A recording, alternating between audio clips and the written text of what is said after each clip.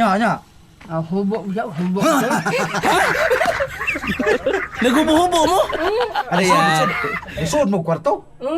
Nya, human. Naghubo ka? Di itiya man. Sa siya hubo. Hubog ko. Huwag ka mauwaw. Pagtanaw mo. Uwag daw, aguwang na daw. Di na yung mauwaw dyan. Nya, kung sabi ka duwa to, paghubo niya. Ngadji. Ngaji.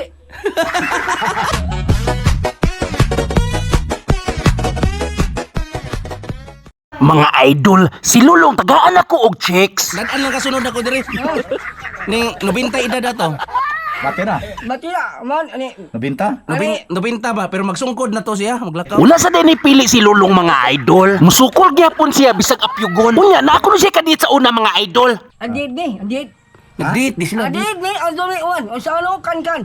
Gisano karkar dito, lagi sa ano karkar. Nagdate sila. Nagdate mo dito di sa nagkarkar? Oo. Yamat. Nya. Hubog siya, hubog. Naghubo-hubo mo? Ano yan? Isod mo kwarto? Nya, human. Naghubo ka? Di itiya man. Sa siya hubo. Hubog ko. Huwag ka mauwaw. Pagtanaw mo. Uwag daw, aguwang na daw. Di na yung mauwaw dyan. Nya, kung sabi ka duwa to, paghubo niya.